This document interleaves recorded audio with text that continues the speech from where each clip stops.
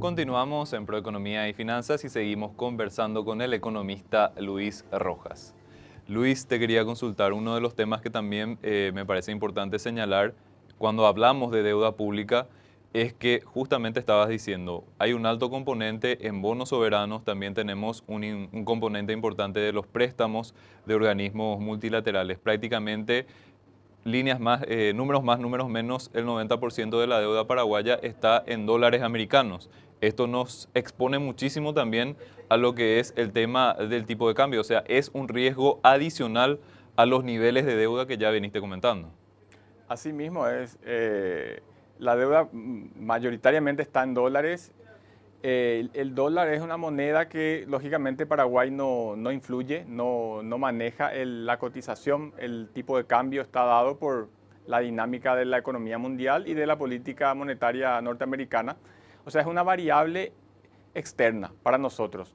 El Banco Central incide con compras y ventas eventualmente como para aligerar las variaciones, pero no puede incidir en el valor, en la tendencia del dólar. Entonces, el dólar siempre es una variable peligrosa, en el sentido de que para nosotros no la manejamos. Entonces, todo lo que tenga que ver con el dólar hay que tener especial cuidado porque sus fluctuaciones no dependen de nosotros y en cualquier momento puede ocurrir, ¿verdad? Y bueno, impacta en tu nivel de endeudamiento, en los pagos, los compromisos que tenés o en otras variables, ¿verdad? Como las exportaciones, las importaciones.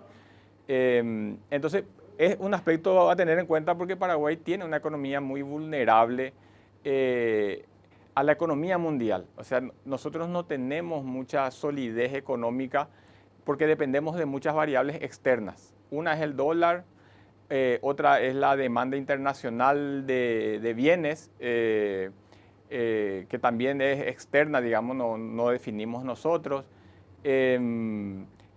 También dependemos en demasiado medida de los productos extranjeros, la importación de productos extranjeros. Nos falta base productiva, nos falta sector industrial, nos falta producción nacional. Es otra variable externa. Dependemos 100% para el combustible de hidrocarburos, el petróleo. No lo producimos, pero sí nuestra economía se mueve en base al petróleo. Otro precio que no manejamos, el precio del petróleo. Entonces tenemos muchas variables que no las manejamos, pero que sí inciden fuertemente en la economía. Entonces problemas como la inflación, los compromisos de deuda, las recaudaciones también en aduanas, por ejemplo, por comercio exterior, están muy atadas a esas variables externas. Entonces yo creo que la economía paraguaya es muy vulnerable a shocks externos, a oscilaciones ahí.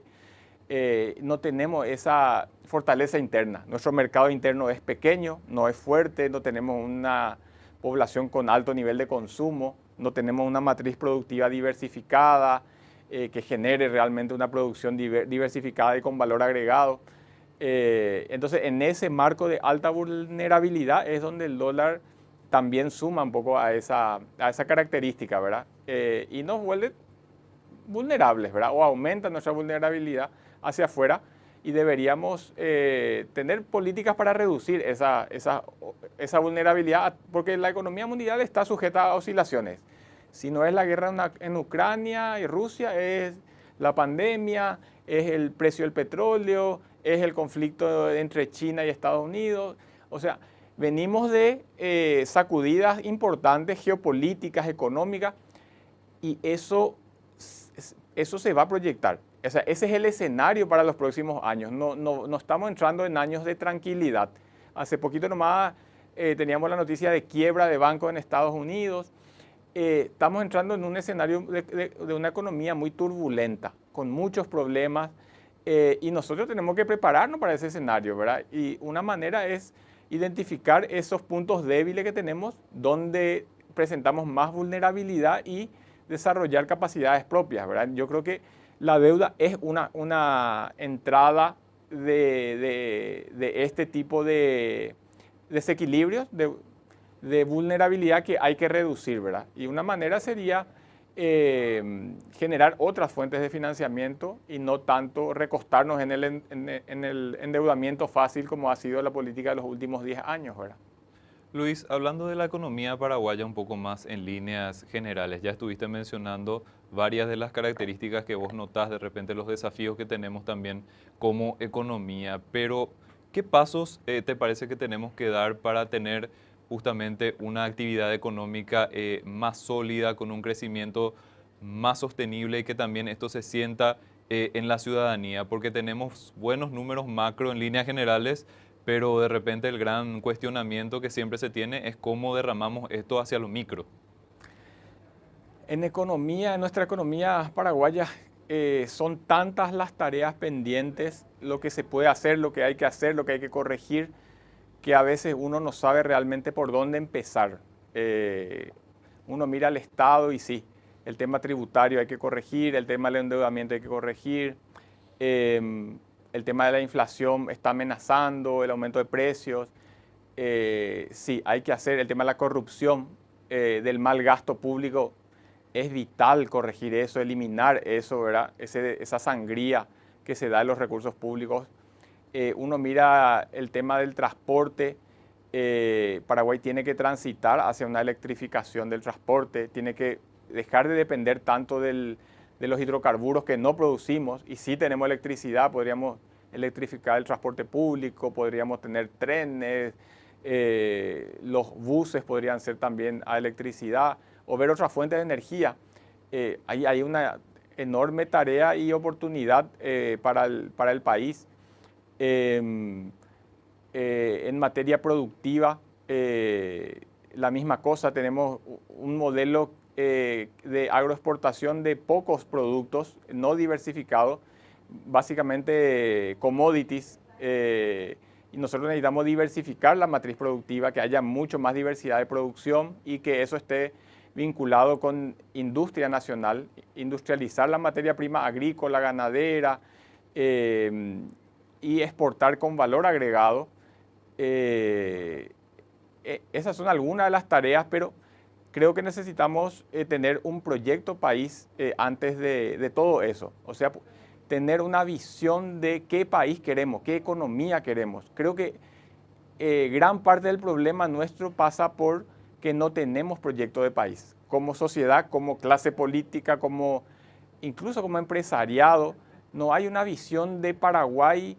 Queremos esto, que sea un país industrializado, que tenga una producción en estos sectores, una diversidad productiva, desarrollar áreas que no están desarrolladas. No hay inversión en el sector científico técnico, en la universidad, no generamos conocimiento aplicado a la realidad nuestra. Quizá una de las primeras tareas es esa, ¿verdad? Diseñar un programa, un proyecto de país más soberano, más independiente, más sólido, menos dependiente de variables externas. Y creo que esa es una tarea pendiente. Y lastimosamente no se ve ni siquiera eso en los proyectos electorales, que estamos a un mes y poquito de las elecciones. En los proyectos electorales tampoco se dibuja ni se proyecta un modelo de país diferente, ¿verdad? Que nos diga, bueno, nosotros tenemos estos problemas y queremos cambiar de esta manera, ¿verdad? Y vamos a hacer esto y vamos a generar desarrollo en estas áreas. Es muy poco, ¿verdad? Lo que se presenta como programa, como oferta electoral, y de las autoridades actuales, menos, ¿verdad? Se administra la realidad como se puede. Por ejemplo, en la deuda se bicicletea, se tapan los agujeros, se apagan los incendios, pero nada más, ¿verdad? Nadie está pensando cómo industrializar esta materia prima, no sé, la mandioca, las hortalizas, tenemos muchas posibilidades, ¿verdad? Pero no están desarrollados los procesos que nos pueden permitir sacar provecho de esas oportunidades. Entonces, creo que hay que hacer eso, discutir y tener un modelo de país. En mi opinión, ese modelo distinto de país requiere de un Estado fuerte, en el sentido de que incida realmente en la educación de la población, en la formación, en el desarrollo de tecnologías, en darle fuerza a las pymes, darle fuerza a los pequeños productores. Hoy es todo lo contrario. Los pequeños productores pelean tipo gato panza arriba por el contrabando que entra por las fronteras, ¿verdad? Y ahí no hay una respuesta del gobierno. Ayer estaba en Itá en una actividad y casualmente se hacían en la ciudad de Itá, acá en Central, había entrevistas en el SNPP para jóvenes.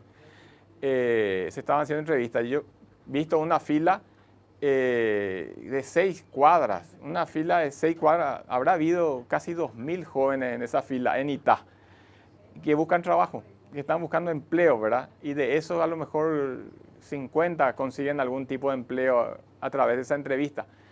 Y esa es la realidad un poco hoy, ¿verdad? No hay empleo, no hay oportunidades, no hay formación, no hay salud pública, no hay tierra para los campesinos que quieren producir,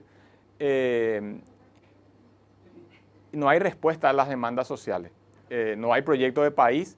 Entonces, creo que son muchas las tareas, pero hay que empezar por tener claro a dónde queremos ir y, bueno, discutir con qué recursos, cómo, y a partir de eso tomar cartas en el asunto, ¿verdad? En materia de lucha contra la corrupción, de mejorar ingresos, diversificar economía, industrializar, electrificar el sistema de transporte, entre otras muchas tareas que se pueden ir identificando, ¿verdad? Pero el modelo que hoy tenemos en Paraguay, el modelo agroexportador, no es un modelo de desarrollo, no genera oportunidades, genera riqueza pero muy concentrada y a un costo ambiental y social muy elevado, no es sostenible. Entonces hay que cambiar a nivel de economía privada, de modelo económico, y hay que cambiar a nivel de Estado y de políticas públicas. Luis, te agradecemos muchísimo tu tiempo, tu análisis y esperamos contar contigo nuevamente en este espacio. Bueno, un gusto, Eduardo, y aquí estaremos en otra oportunidad.